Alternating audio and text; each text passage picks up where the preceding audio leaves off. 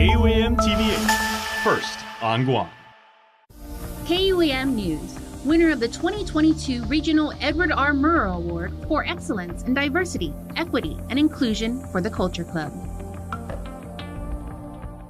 KUAM News Hotspot is brought to you by Calvo Enterprises, Inc.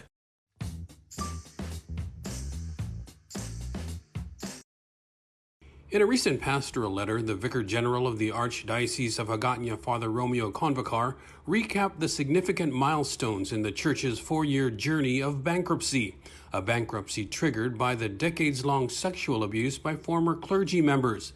The court has approved a reorganization plan, and the Archdiocese has now reached a formal agreement of reparation and compensation with the abuse victims.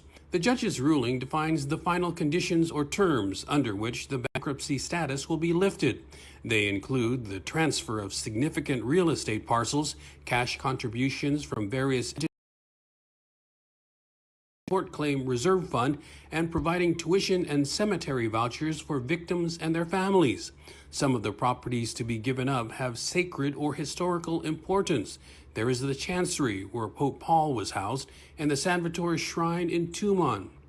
In his concluding remarks, Vicar General Convocar said, quote, "The Archdiocese asks for the faithful's prayers as it enters a new chapter to emerge with leaner but healthier parishes and schools which make a stronger Archdiocese." He adds that in the end, quote, "The Archdiocese hopes that the plan of reorganization will bring closure to the and their families, and that it will allow the Church to move forward and continue to serve the community in Guam." Coming up, our interview with Father Romy Convocar. Good day, everyone, and welcome to another edition of The Hub. I'm Nestor, and joining us for this show is the Vicar General of the Archdiocese of Hagåtña, Father Romeo Convocar, and the spokesman of the Archdiocese, Mr. Tony Diaz. Thanks for joining us, gentlemen. Thank you, and good afternoon, everyone. Thank you, Nestor, Jason.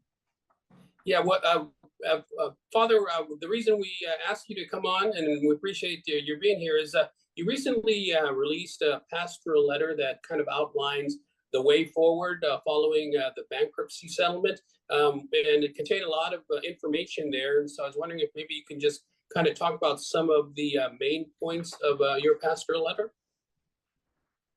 Well, thank you for that. First, we needed to inform our faithful of everything that's detailed in the confirmed plan by the judge. And so we have to detail it out for our faithful to know and for everyone to know, so that they will have the knowledge of what extent this bankruptcy has affected our lives. At the same time, we need to call our people to for healing and unity.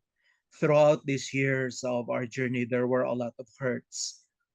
First, coming from the victims, they were hurt by members of the church in the past, and we apologize for that. Certainly, there is a communal responsibility here. I cannot say that I'm not part of it. As a church, we have a cumulative or communal responsibility. There were also hurts coming from our own people that love our church, those who donated properties or resources, helped build the church. And this whole bankruptcy affected them also. It affected our resources. A lot of our resources has been channeled to settle these sexual abuse cases of the church. And so it affected everyone. So there are a lot of frustrations even in the regular members of our church worshiping community, because our finances are affected. And of course, the loss of trust and many other factors, multi-factors. So we would like to ask everyone that, we are one body in Christ. We are members of this church. And in our suffering, we recognize that the Lord is journeying with us. And so it's difficult for everyone, but we also needed to settle and take care of the members of the community who were hurt. We have to compensate them as required by law. I think we are demanded by justice to restitute, to take care of those who are hurt. And so might be difficult for everyone, but we needed to restitute so that we all can move forward and get out of this bankruptcy and rebuild or renew our church. So in all this difficult journey and struggle, we recognize that Christ is with us, the Lord is with us in our journey, and we are one church. Even those that were abused or hurt, they are members of our church. And so we need to come together as one and receive healing in all our hurts. Otherwise, if we do not do that, we remain in the dark. We remain in this season of Lent, and um, all these hurts and difficulties that we were going through the years is a long journey. Um, it's now an opportunity for us to bounce back, nourish our faith as not only individually but as a community. So Lent is a good season. I printed this quotation from the book of the prophet Joel chapter 2 verse 12 that says, "Even now says the Lord, return to me with your whole heart." So this is an invitation individually and as a community, to grow in our spiritual life together and reconcile with one another, reconcile with God, and rebuild and renew our church. So that's our call to everyone. Absolutely. We're going to have to take a real quick break, Father and Tony, and we'll be right back with more right after this. Local Music Mashup. For the first 3 Thursdays of every month, sit back, relax, and vibe out as we showcase Guam's local talent through their video submissions. Tune in for Local Music Mashup on KUAM TV 8 at 6:30 p.m. and TV 11 at 7:30 p.m. Or catch it on KUAM digital platforms. You're not going to want to miss this. Local Music Mashup is brought to you by Burger King, You Rule, and American Music. Carry all your major music brands at Compadres Mall.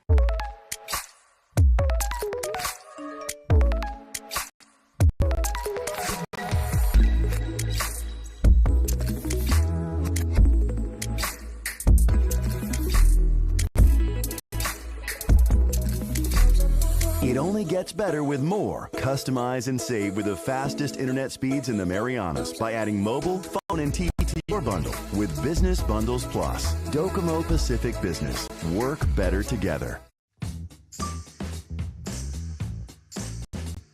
And we're back with the Vicar General of the Archdiocese of Hagåtña and Father Romeo Convocar and the spokesman for the Archdiocese, Mr. Tony Diaz.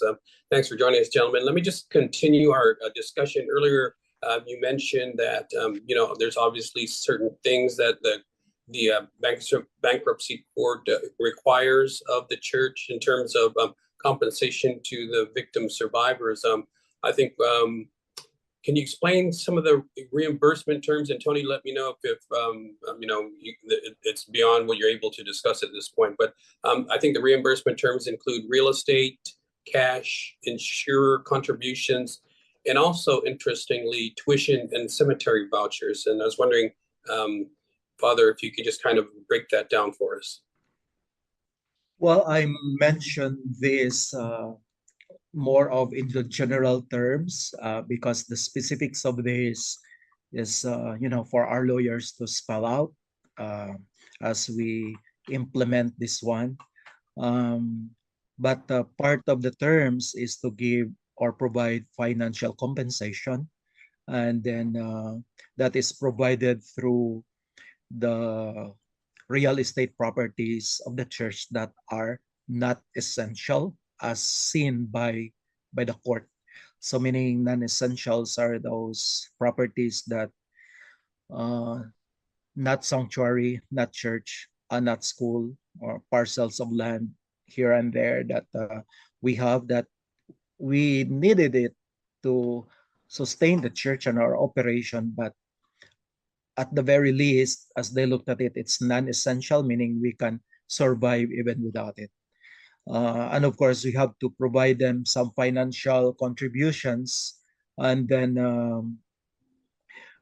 since our resources are deemed not enough by the court, we need also to provide some tuition fee vouchers of about 150 of them, 150 um, in the different schools, and then also 50 cemetery vouchers. Again, the details of this will be um, for the lawyer to explain to and work with the trustee. So the trustee is the entity that is given by the court the authority to provide compensation or to distribute the compensation to the claimants, to the victims. One Yeah. other aspect of the reparation um, comes in terms of meeting with the victims and their attorneys in the known as the creditors committee. They asked if the archdiocese could provide a forum through our website for if any of the victims wanted to tell their stories of abuse of that terrible, terrible time, which for many of them still continue. You know, they continue to have those wounds, by inviting them to tell their stories on our website. They've also asked, and we agreed as part of this compensation plan, to put out regular yearly announcements and ads in the paper asking if people who know of abuse or who have themselves been abused to step forward and contact our specific safe environment program. So what Tony basically is saying is that other than the material and financial compensation, there are non-monetary terms that are included in this. So part of that is, as he mentioned, and then the safe environment program. So we had been implementing the safe environment program since Archbishop Michael Burns came to the island. So way back 2016. So even before all these court cases came to an end, we had been following the protocol as we protect the minors and the vulnerable in the community, in our parish setting. So we have those protocols that are existing, and they are part of the non-monetary terms that we have to provide a safe environment, for our children and the vulnerable. For instance, background clearances of all who are employees and all who work directly with children, and then training online that everyone's required to take relative to sexual abuse awareness and sexual abuse prevention. You can never really do enough, whether you're talking about the church or just groups in the community or families themselves. Sure. One of the things that I think the questions in the community is about the real property transfers. It identifies, there's a list that was produced in the court that identifies, for example, like the Mangilao Church and some different schools that will be affected, but that doesn't mean you're transferring, the church itself or the school itself. These are parcels that belong to that parish, but are not currently being used or not part of the actual structure of the church or the school itself. Is that correct? Right. We are not giving away any of our essential properties, meaning our churches, our schools, but some or a good number of our properties have one mother title. So meaning we have to parcel them. So there are areas that needed to be provided for the compensation of the victims. And so in the list that is displayed is the title number for the entire property, but a portion of that property will be going to them and a portion remains for us. So if there are questions regarding this, the in charge of our patrimony is our chancellor, Jenny Shimizu. So if there are individual questions particular to the properties, we will refer to her. Yeah. And Father, there's also, you pointed out in your pastoral letter, there's a couple of properties in particular that have some sacred or historical significance. The chancery where the Pope stayed, and the San Vittore Shrine in Tumon. And one of the comments that you made was that you're hoping that whoever acquires those properties, we're going to treat it with the dignity that what did you mean by that? Well, we are obligated to sell those two properties. And then it is important that the buyers recognize that these properties are kind of sacred for us, you know. Not the take care, because that's the business property that is given away, but for example, the chancery. So hopefully we could work out with whoever will purchase it, because the purchase will be confirmed by the court.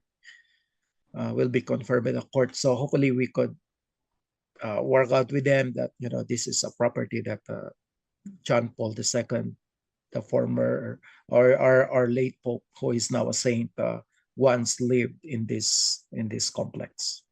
Yeah, just recently, February 22 and 23, really, we celebrated the 42nd anniversary of when John Paul made his historic stopover to Guam. Slept overnight here at the bishop's home, Felix Bertos Flores's then bishop, his home, and celebrated Mass down in Agana. So it's got religious, spiritual, but also historical significance for our island. Even those who are non-Catholics can appreciate the historical value of the chancery. And then in the shrine, of course, located there by the foot of the Reef Hotel, is said to be the place where the accident, what they call the martyr of the Marianas, was martyred many years ago. That is being relinquished, but we're fortunately the San Vittore's parish, the church itself, like the rest of our churches, is still intact. So, yeah. All right. But let's take another quick break, and we'll be back to continue the conversation right after this.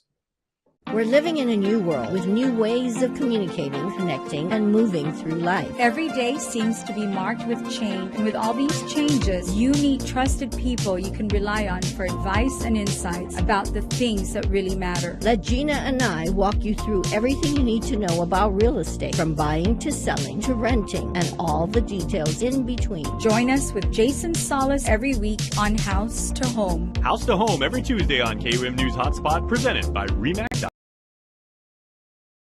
9:30 cada domingo y 12 nombre di Maria Catiro Basilica, di estación KUAM Communications. Sanatan scheduling pre-estisia sa Cinematulaika sa live broadcasts.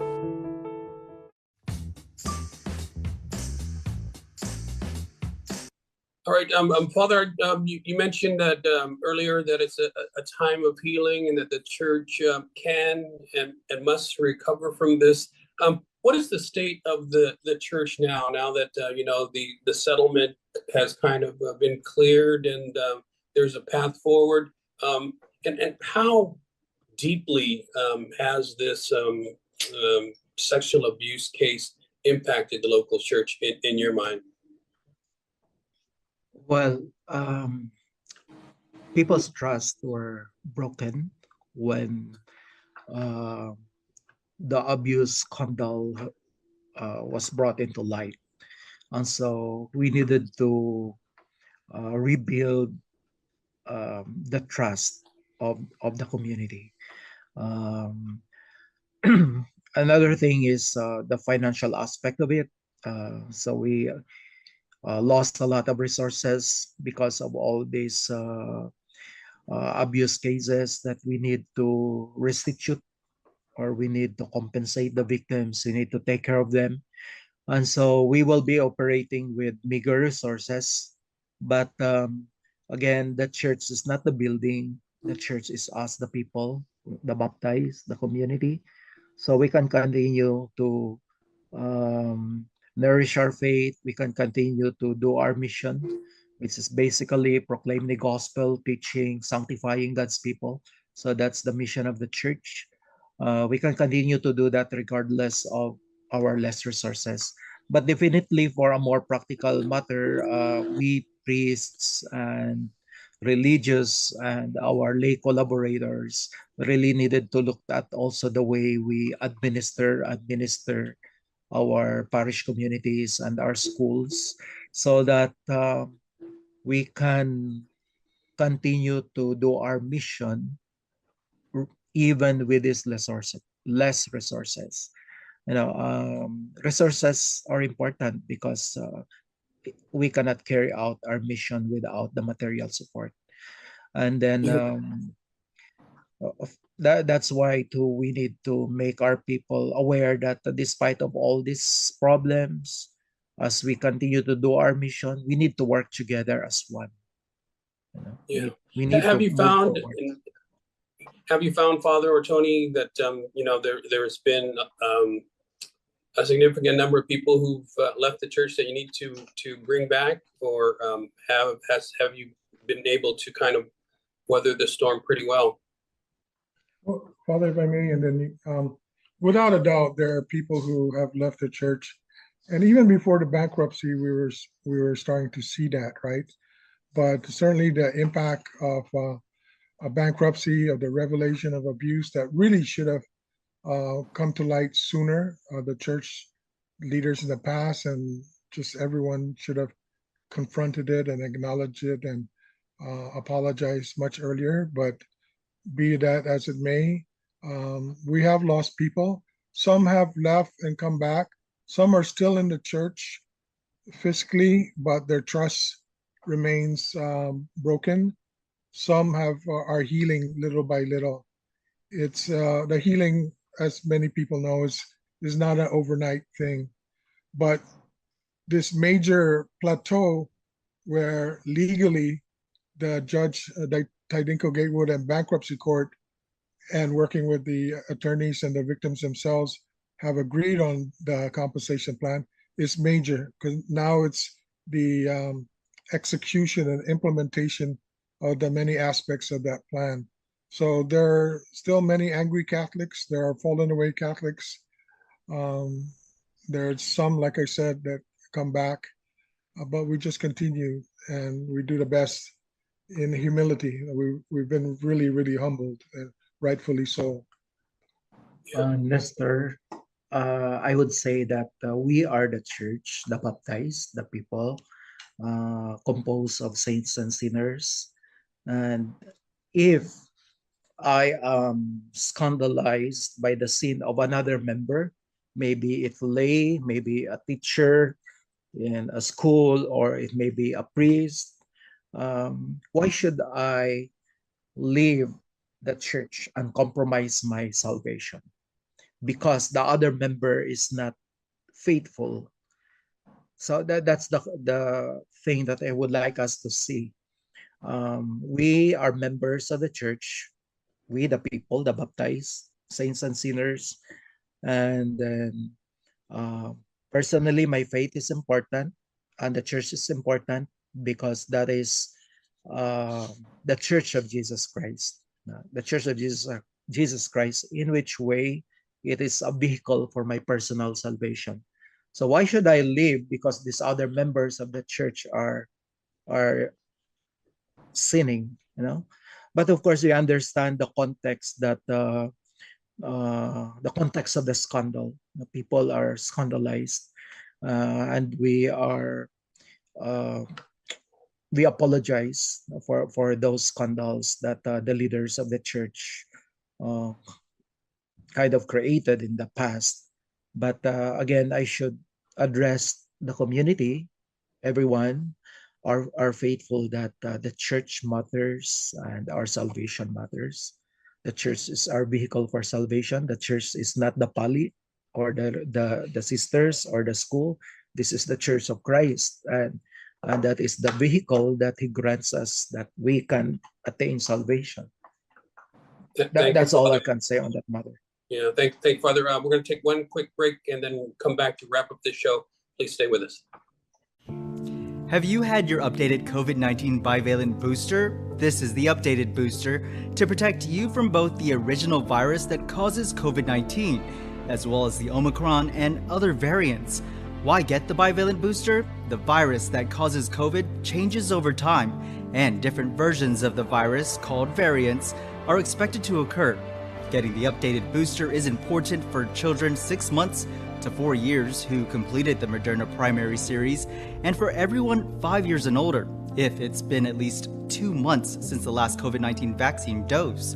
An updated booster helps restore protection that may have waned over time, including protection against severe illness, hospitalization, and death.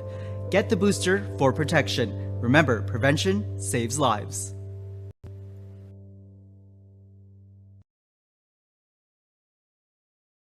Do you love live sports? Then you need GTA Digital TV. GTA has the most sports SD and HD channels on Guam, ESPN, Fox, NFL Network and Red Zone, NBA TV in HD, and so much more. We got MMA and boxing fans covered too. Plus, with TV everywhere, never miss the big game or fight again. Get your sports on with GTA Digital TV.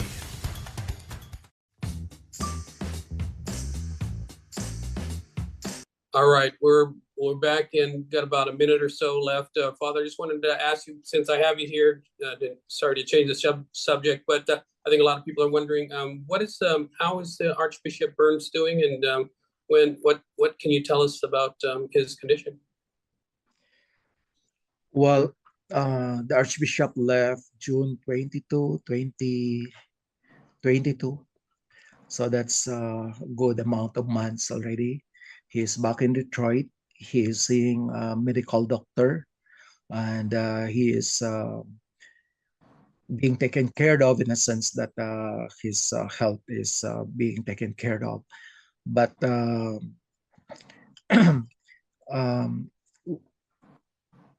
as far as his medical records is concerned, I'm not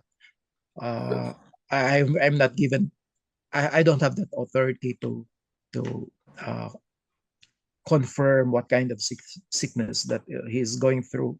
But as people notice, as people see it, he has become forgetful and sometimes needed to be guided when he celebrates the Mass. So that's the situation of our Archbishop. All I can say is that the Vatican is also aware of this, and we make the nuncio appraised of the situation. He is aware of the situation, and we give him updates. So I ask our faithful to include him in our prayers. Yeah, and our prayers also going out to the Archbishop. I want to thank you, Father Romeo Convocar and Mr. Tony Diaz, for joining us today, and appreciate your candor and best of luck. Thanks for joining us. Nestor, thank you. And thank you, Jason. Thank you, guys. All right. I'm Nestor Leconte. Thanks for watching, everyone. We'll see you again next week on The Hub.